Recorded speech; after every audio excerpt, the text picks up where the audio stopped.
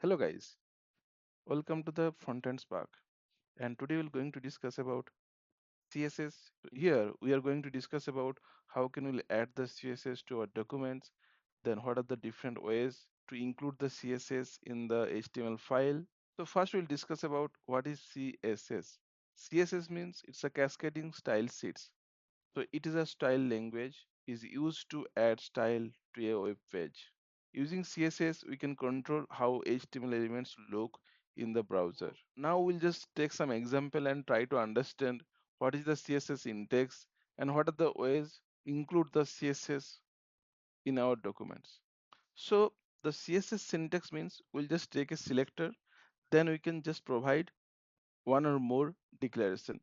So if I'll take a selector, okay, then I have to give the curly braces.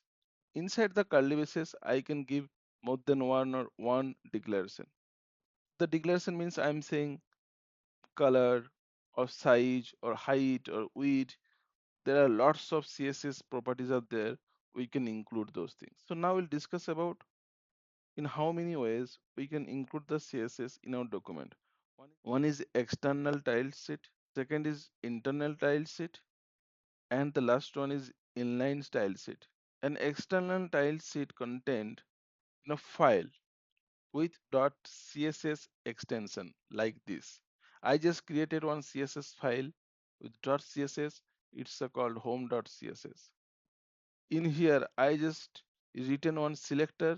Inside that, I just declare two attribute. One is color, another is size. Okay. In here, I'm writing like welcome to CSS introduction. Okay. So first I will discuss about the external tile sheet. So this is the external tile sheet home.css. Now I'll try to link this home.css to the HTML file. How can do that? In the head, we can just simply write a syntax link. There I can use the rel. Then I'm giving the style sheet and I'm giving the href, which means I'm giving the path of the home.css and I'm just closing it. The link element tell the browser that we have a style sheet and the href tells the browser, okay, this is the path where you can get the style. Okay, so if I write here div say welcome to the frontend spark, I have given a style for div element and that is like a selector. Here I'm giving a color orange and size 10 pixel. Okay, I'll just give size. Later we'll discuss about like what is the pixel and all those stuff. So to run an HTML, we can click on the open with live server. So this is the HTML page. I have to give some text, not text, font size 20 pixel. See, the font of this text has been increased.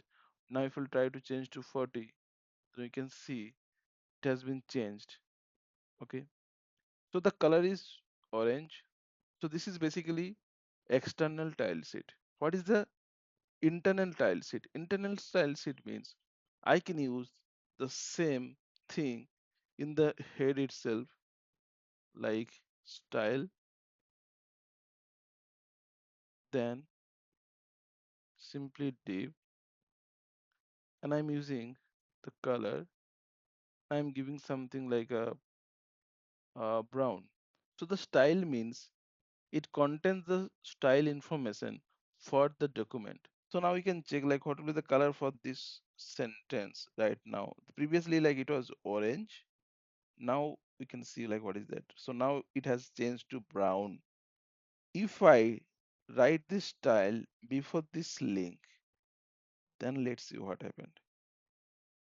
This is the brown. Then I just call this home.css file. It here it mention orange. Let me see.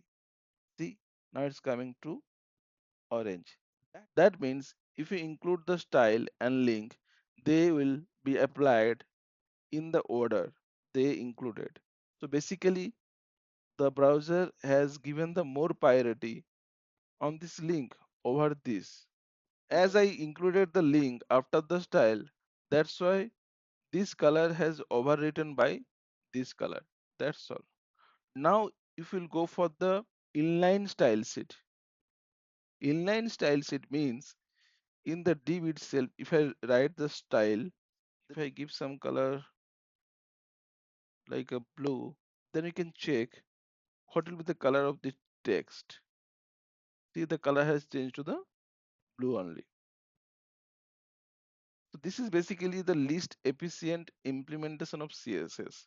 Whenever we try to implement the CSS, it's better to use the external tile sheet so that we can use the selector in different HTML file. So that's all for today class.